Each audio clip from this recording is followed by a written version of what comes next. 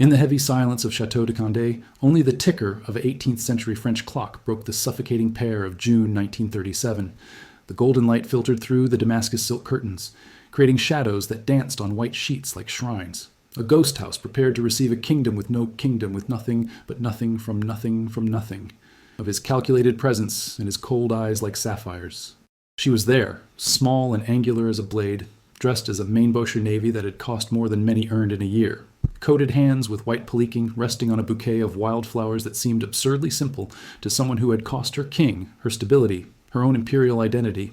The whole world whispered his name in London tea halls, Parisian dinners, New York newspaper newsrooms, but that golden and cruel afternoon, in the imposing solitude of a castle borrowed from French aristocrats who sought to associate with the most delicious scandal of the century, Wallis Simpson was awaiting the moment that would turn her most hated, and woman alone awaited her alone, simultaneously most desired of your era.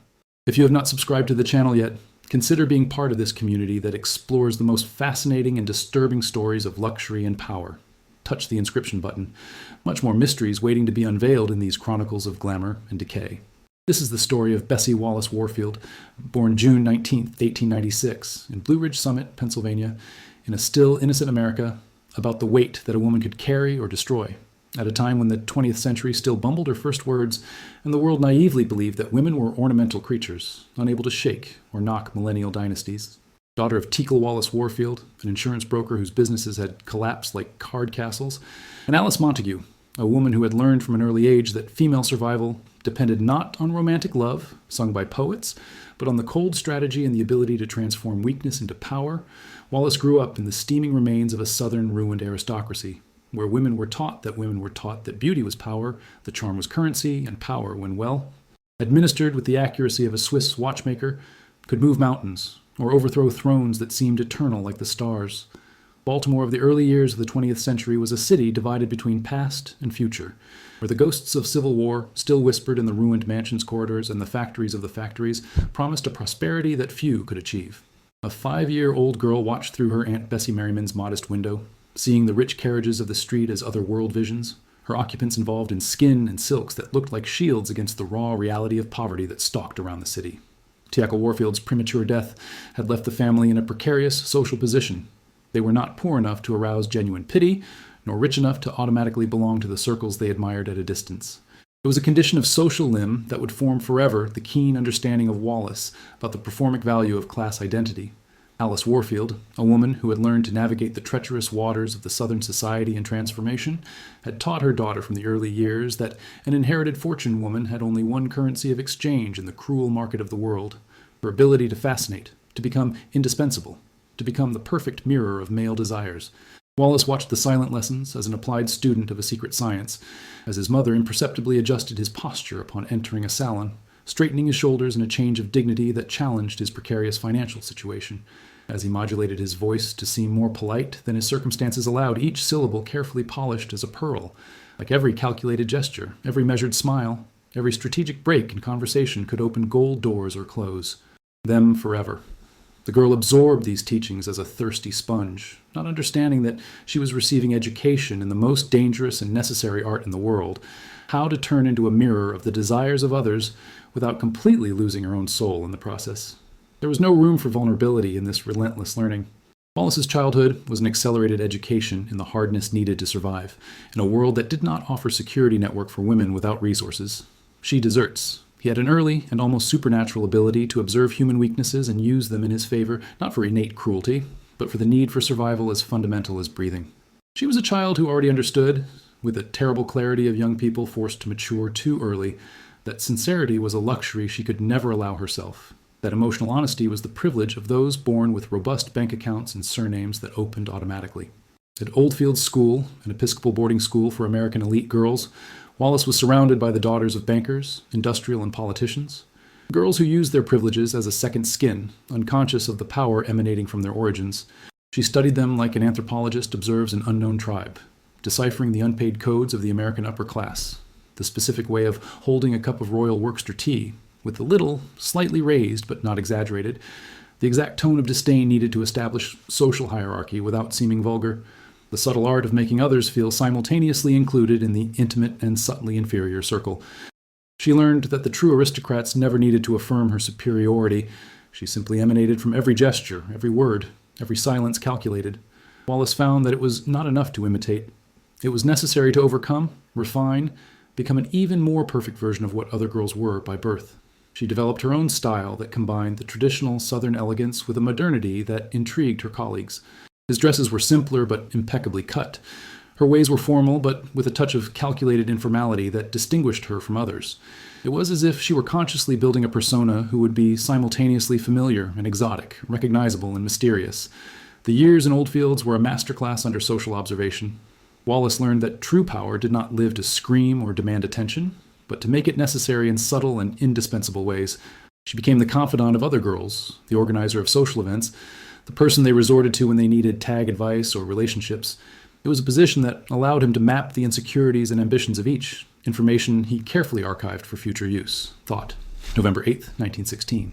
Wallace walked toward the Christ Church altar wearing a simple white georgette dress that had cost a small fortune for family standards, but there was something in her blue eyes that suggested exactly what she was doing, that every step towards that uniformed man was part of a larger plan than he herself might not completely understand.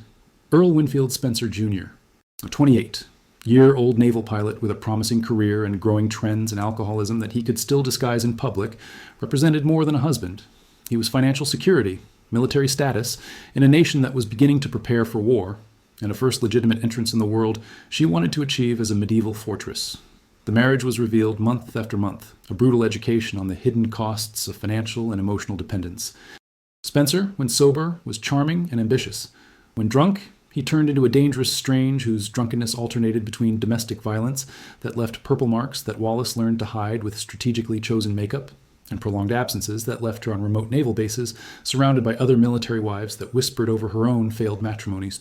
Wallace learned to navigate the unpredictable moods of a powerful man like a sailor reads the tides, developing an emotional resistance that would later be confused with calculating coldness by those who did not understand that surviving sometimes required the temporary suppression of humanity itself. She found that surviving in a toxic relationship required exactly the same skills as socially scale, the ability to suppress their own identity in favor of a more palatable and less threatening version of itself, the art of anticipating mood swings and adjusting preventively, the cruel science of transforming humiliation into dignity through constant performance of normality. During the lonely nights in the naval bases of Pensacola and San Diego, while Spencer drank to stupor in officers or disappeared in local brothels, Wallace was sitting by the window looking at the stars and dreaming of a life where she was the indisputable protagonist of her own story, not just the disposable wife of someone whose importance derived entirely from his military position. It was a dangerous and almost blasphemous ambition for a woman in 1920, when female destiny was determined exclusively by men they could attract, maintain, and in the most successful cases, manipulate subtly. Wallace began to develop personal philosophy about relationships that was simultaneously romantic and deeply cynical. She believed in love, but understood that love alone was insufficient to ensure security or happiness. It valued loyalty, but knew that blind loyalty could be a sophisticated form of social suicide. Divorce, when finally arrived in December 1927, after years of legal negotiations that consumed the few economies of the family, was less emotional release than a strategic calculation performed with the accuracy of a military campaign. Wallace had learned invaluable lessons on male power and emotional fragility, how financial dependence could be transformed into a golden prison from which escape demanded not only courage, but resources and meticulous planning. It emerged from the hardest, smarter, and infinitely more dangerous marriage to any man who would underestimate his ability to transform apparent vulnerability into real force. Wallace arrived in London as Ernest Aldrich Simpson's newly married wife, a 30-year-old Anglo-American broker whose main quality was not overwhelming passion or spectacular wealth, but much more valuable to Wallace's plans. He offered him direct access to social circles that she most wanted to penetrate as a secret agent infiltrating enemy territory. The imperial city received it with polished but slightly condescending curiosity reserved for Americans, were seen as exotic creatures, slightly vulgar in their democratic but potentially useful, injecting new energy into a society that was beginning to show worrying signs of fatigue and decay after the horrors of the Great War. The apartment in Bryanston Court, decorated with the obsessive care of those who understood that each object was a social statement, quickly became the scenario of carefully orchestrated dinners where Wallace exercised his supernatural ability to transform a common room into a salon of political and social influence. She had learned through years of observation and practice that true power did not reside in ostensive wealth. London was full of vulgar new rich who bought titles and mansions but could never buy acceptance, but in the much more subtle ability to make people truly important want their approval, their presence, their opinion on international politics to Parisian fashion trends. London of the 1930s was a city obsessed with social hierarchies, as complex as those of a medieval court, but also secretly hungry for novelty that could distract it from the growing awareness that the empire was beginning to show worrying cracks. Wallis simultaneously offered tradition and innovation. She knew the rules of the British label sufficiently well to break them elegantly and intentionally, creating a style of her own that intrigued the local aristocracy. Their dinners combined the English, rigid formality with a touch of American informality that made politicians, diplomats, and aristocrats feel simultaneously at home and slightly outside their comfort zone, exactly where Wallis wanted them. It was an exhaustive performance that required immense physical and emotional energy. Each invitation accepted or rejected, each conversation waged in a cocktail, each dress chosen for an official opera or dinner was part of a meticulously planned campaign to establish itself as a figure not only present, but indispensable in London society. Wallis was climbing a social mountain whose top she could not yet see clearly, moved by an ambition that had become as fundamental to her identity as her own breathing. Ernest Simpson revealed the perfect companion for this climb. He was well known enough to open doors, discreet enough not to overshadow Wallis's social talents, and ambitious enough to understand that his wife's social success would also benefit his own business career. It was a marriage that functioned as a successful commercial society, based not on romantic passion, but on mutual recognition of compatible goals and efficient division of work. It provided social legitimacy and financial resources.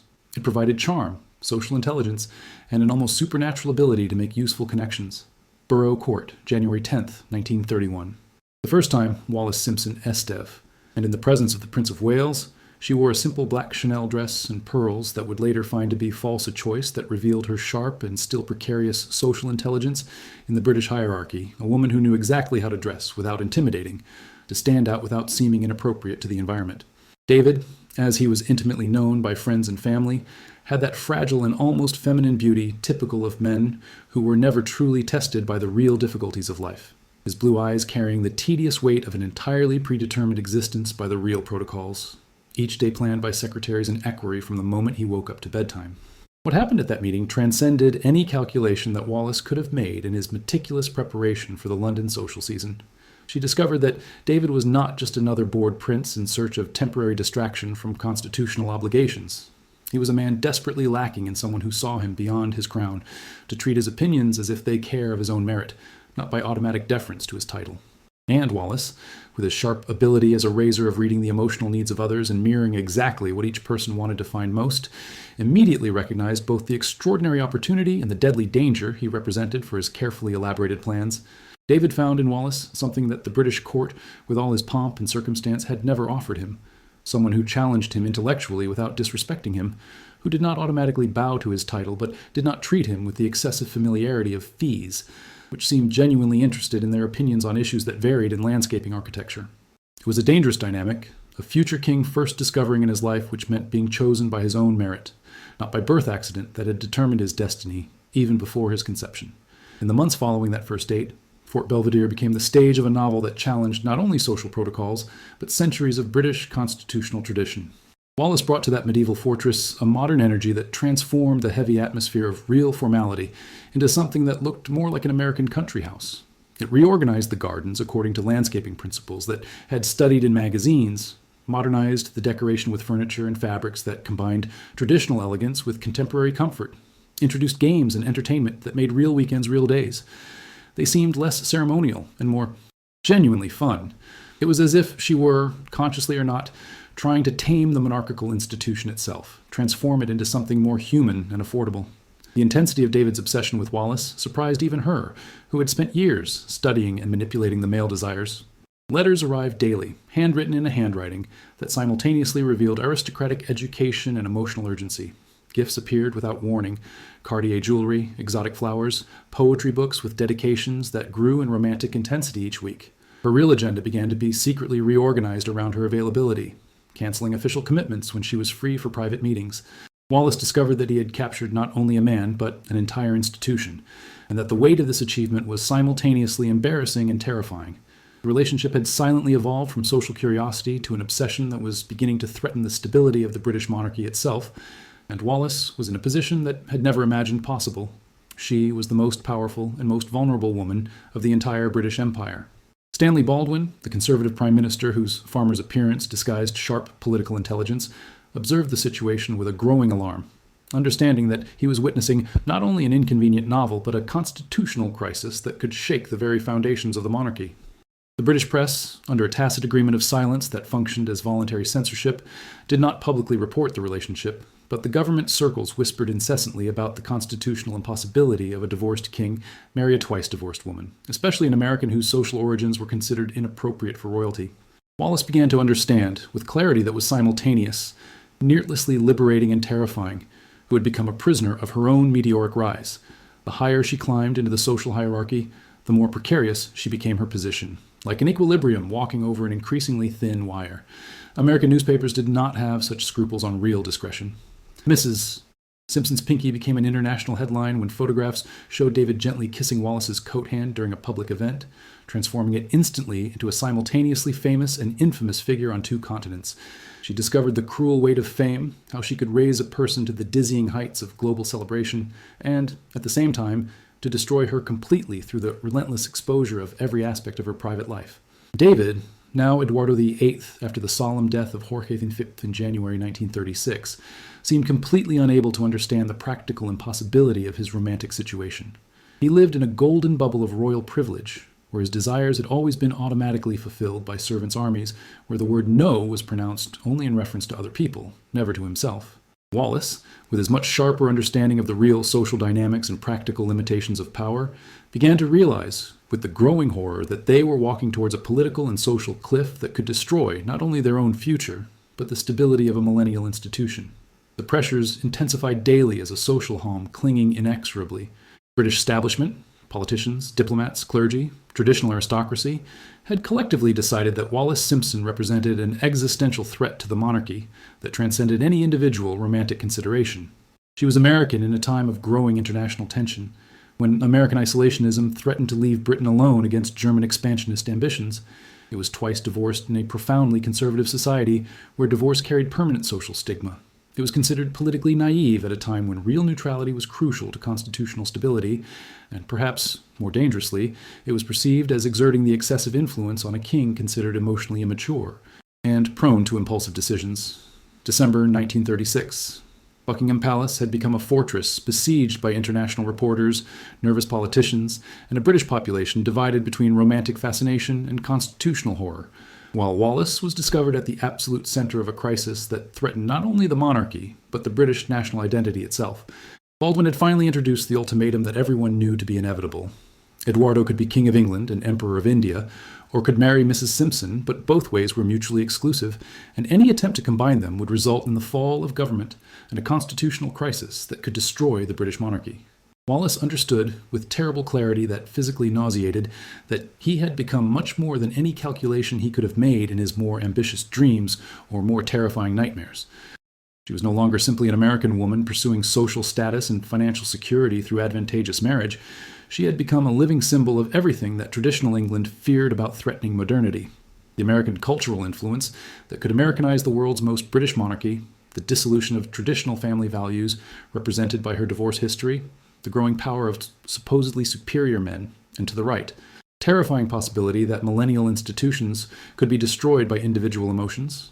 International press alternatively painted her as a seductive calculator who had planned from the beginning capture a king through sexual and emotional manipulation, or as a romantic victim attached to a situation impossible for political forces beyond her control. Wallace knew with a keen intelligence that he had developed through decades of social observation that both versions were rude simplifications of a much more complex and nuanced reality. She had genuinely in love with David, not only for her title or position, but for the vulnerable and needy man who existed behind the crown, but was also stuck in a dynamic that had completely escaped to control any of the participants. Eduardo made the decision that would forever change the course of British history and define the 20th century as an era when individual love could challenge even most powerful institutions in the world. On December 11, 1936, in a radio transmission that was heard by millions of people throughout the British Empire and beyond, he formally abdicted the throne to marry the woman I love, words that became immortal in the world's romantic history, but also represented the moment Wallace Simpson definitively turned into the woman by which a king had voluntarily resigned from the most powerful and symbolically significant crown. It was a triumph that seemed strangely indistinguishable from a condemnation. Wallace had won a king's passionate love, but in doing so, he had automatically become an international outcast, banned not only from Britain, but the very idea of social respectability. She discovered the bitter truth that some goals, once achieved through immense sacrifices, are revealed even more elaborate and inescapable arrests than the original situation that was desired to transcend. Golden Exile, Royalty Without Kingdom, 1937 to 1940. Chateau de Candé, June 3, 1937. Wallace Simpson's wedding with David, now officially known as Duke of Windsor after abdication, was as small as a scale as symbolically carried from political and social meanings. The screaming absence of any member of the British royal family was as powerful as any coronation. They had been banned not only from England geographically, but from the very idea of real legitimacy, transformed into golden gates condemned to wander the world as royalty of operetta. Wallace wore a light blue dress from Mainboucher that had cost a fortune but seemed intentionally simple, a choice that reflected her sophisticated understanding that she was walking over too thin political ice to support any unnecessary ostentation. Each decision, from the French menu to the flowers chosen for decoration, from the guest list carefully edited to the music performed during the ceremony, it was obsessively analyzed by the international press as a possible deliberate insult to the British crown or a desperate attempt to establish an alternative royalty form that could compete with Windsor's institutional legitimacy. The denied title, his royal hiddenness, became a wound that would never completely heal. David had voluntarily abdicated a crown, sacrificing an empire for love, but Wallace had been prevented by the royal family from using even the title that his marriage to a prince of blood should have guaranteed him automatically.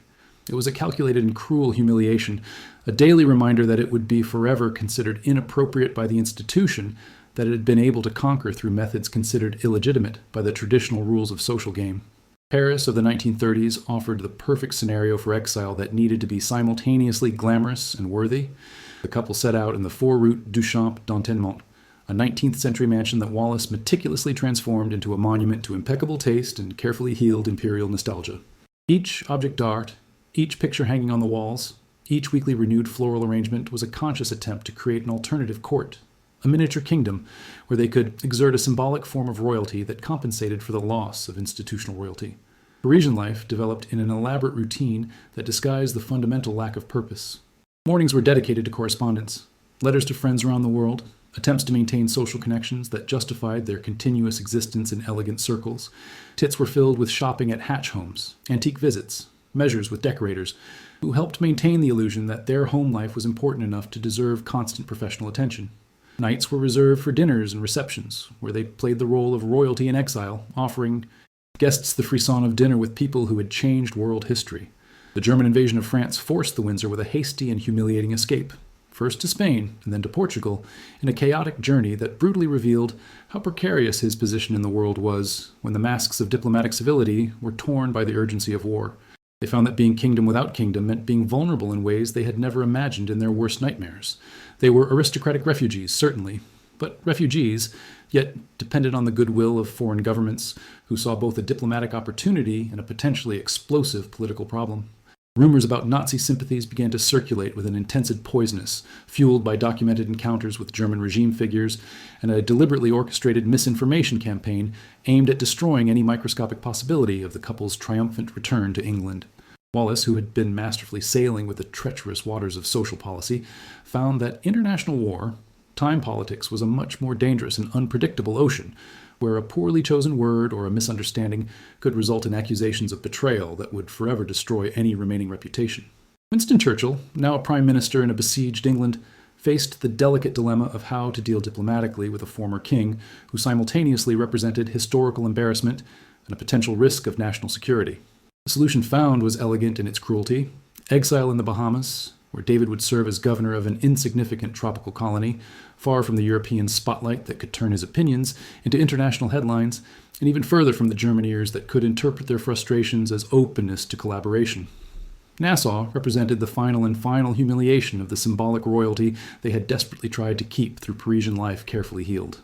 Wallace found herself governing a colonial society where her ducal title meant less than her American nationality, where white settlers saw her with suspicion by her divorced origins and colonial subjects ignored her completely as irrelevant to her royal lives. It was a brutal lesson on how real power works in practice. Without solid institutions to support and legitimize it, it quickly becomes only empty theater, performance without genuine audience. The Caribbean years were marked by an existential boredom that bordered on clinical depression. David tried to find purpose in governmental responsibilities, but he found that managing a tropical colony required practical skills that his aristocratic education had never included. Wallace was obsessively dedicated to the decoration of the official residence, turning it into a tropical version of European elegance that impressed occasional visitors but could not disguise the fundamental irrelevance of his position. They were living an elaborate form of golden house arrest, where freedom of movement was compensated for the complete loss of social or political meaning. 1950s. The return to Paris after the war revealed a completely transformed world, where the Windsor were increasingly seen as glamorous relics of an extinct era, museum figures that generated nostalgic curiosity, but no real influence on events that shaped the contemporary world. Wallace, now in the 50 house, discovered that her angular beauty had evolved into a colder and more distant elegance, as if she were gradually turning into a work of living art, beautifully, technically perfect, but fundamentally lifeless or genuine human warmth. The Parisian routine has established itself as an elaborate ritual of social irrelevance disguised of importance. Meticulously planned dinners with the international elite in transit, seasonal vacation in exclusive resorts where they played the role of historical celebrities, carefully selected appearances at charity events that benefited sufficiently harmless causes not to generate political controversy, an entire life dedicated to the obsessive maintenance of an image that no longer had clear political, social, or even personal purpose. Wallace had become a professional of his own existence, an expert in being Wallace Simpson at a time when no one else remembered exactly why he should import. The house at Rue du Champ d'Entraînement became a living museum of a dead era, every conveyed room as a shrine to the aristocratic elegance that the modern world was quickly abandoning in favor of more democratic and less ceremonious values. Wallace supervised every detail with the obsessive accuracy of a curator. Daily fresh flowers daily, polished furniture until it shone like mirrors, a cleanliness with a frequency that bordered the religious ritual. It was as if she were trying to create such a perfect environment that she could compensate for the fundamental imperfection of her existential situation. David began to show worrying signs of restlessness that bordered by severe clinical depression. The man who had abdicated an empire for love gradually discovered that love, however genuine and passionate, was not enough to fill the void left by the lost purpose, the sense of utility that its real role, however restrictive, had provided. Your projects. Memories books that no one seemed interested in publishing, pathetic reconciliation attempts with the royal family that were received with glacial silence, investment schemes that invariably failed, were received by the world with polished indifference that was more cruel than any open hostility. Wallace watched David's gradual deterioration with the same calculated coldness that had originally applied its meticulous social ascension. She had learned, decades earlier through bitter experiences, that emotional survival required a distance capacity that could be easily confused with cruelty by external observers who did not understand that carefully caring for someone sometimes meant protecting themselves from emotional destruction that would result from excessive involvement with the suffering of others. It was a psychological protection that was now not only useful, but absolutely indispensable to maintain some form of sanity in a situation that had become fundamentally insane. May 28, 1972. David's death left Wallace completely alone on a stage that had been built entirely to two actors, an elaborate piece that lost all dramatic meaning with the absence of its male protagonist. At age 76, she discovered with horror that her identity had become so completely interconnected with his death that her death also represented a form of symbolic death for her. She no longer knew how to be Wallace Simpson without being at the same time the Duchess of Windsor, the woman for which a king had abdicated, the surviving half of the most famous novels of the 20th century. France offered him, through a series of delicate diplomatic negotiations, a right of permanent residence in the Boulogne-Bois mansion that had become his last refuge, a gesture that simultaneously recognized his official ducal widow condition and his practical impossibility of return to England, where she remained too controversial to be officially received by the royal family. It was a generosity that carried her own subtle form of cruelty. She could keep indefinitely the physical scenario of her previous life, but without the protagonist who gave her dramatic meaning and existential purpose. The early years of widowhood revealed the fundamental loneliness that had always existed at the absolute center of Wallace's life, but had been disguised by the constant demands of maintaining social appearances and managing David's public career.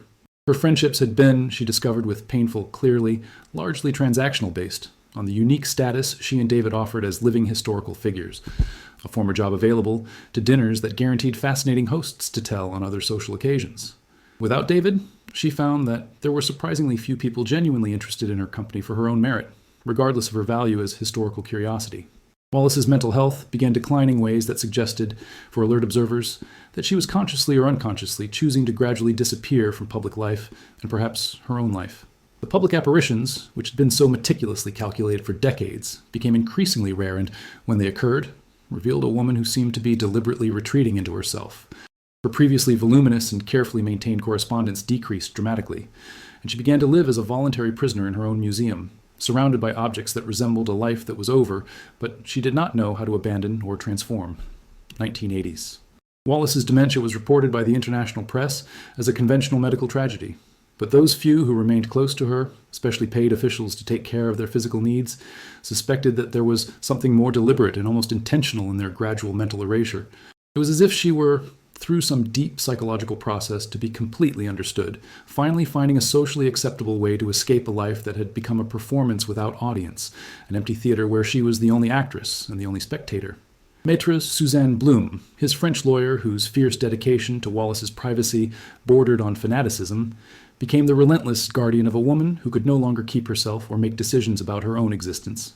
The Boulogne-Bois mansion gradually became a mausoleum inhabited by a living ghost, where Wallace wandered between furniture covered by white sheets, such as shrouds, each room preserved just as it was at the height of his sixth from social, but now serving only as a scenario for a piece that had completely lost its script and its reason for being.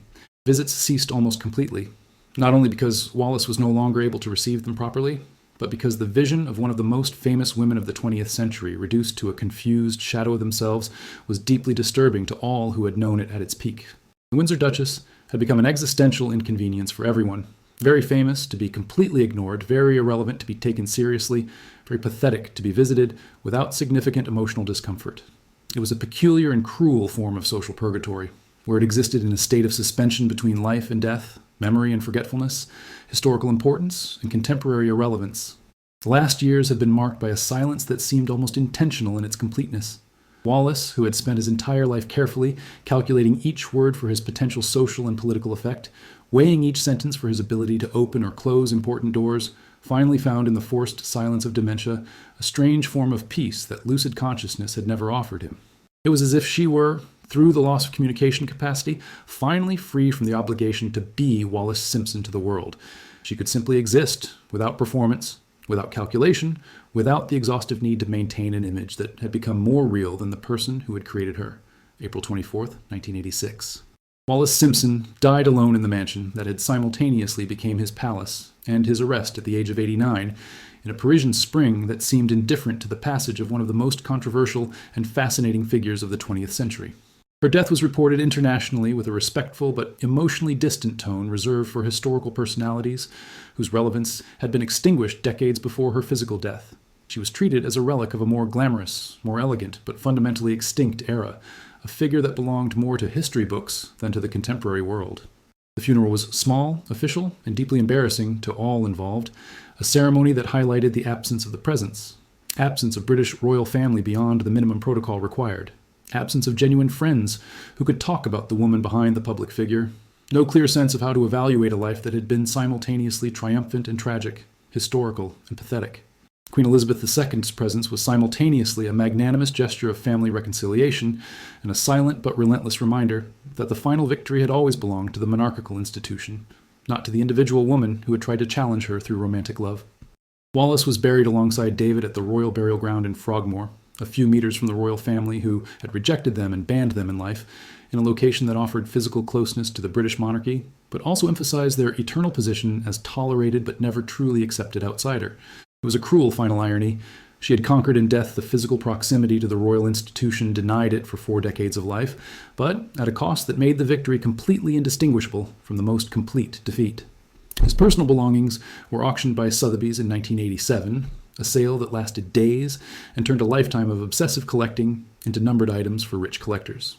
David's jewelry had given her during the height of her passion, the haute couture dresses she had worn to conquer halls and hearts, the carefully selected furniture of a house that had tried to turn into an alternative palace. Everything became disconnected commodity from the woman who had given them emotional and historical meaning, beautiful but orphaned, deprived objects that had made them unique and precious. Wallace Simpson's story remains a mirror simultaneously fascinating and disturbing the hidden costs of female ambition in a world built fundamentally by and for men, where the rules of social game are written to favor those who are born with privileges and to punish those who try to conquer them through intelligence, determination, and calculated social performance. She had intuitively understood, since childhood in a low, middle-class family in Baltimore, that a woman without fortune, inherited, or powerful family connections had only two options in her life: complete social invisibility or constant and exhaustive performance of an idealized and carefully built version of herself. Wallace chose the P romance and executed it with a technical mastery and relentless determination that literally changed the course of British history and redefined forever what meant being a female public figure in the 20th century. But the price of this choice was the gradual and irreversible transformation of a complex and multifaceted person into a one-dimensional symbol of a royal woman with defects, virtues, fears, and hopes in an abstract idea about what women represent when challenging the traditional structures of male and institutional power. Her legacy transcends the romantic scandals or sensational headlines, residing in the deepest and disturbing existential question that her life raises for anyone who seriously studies her.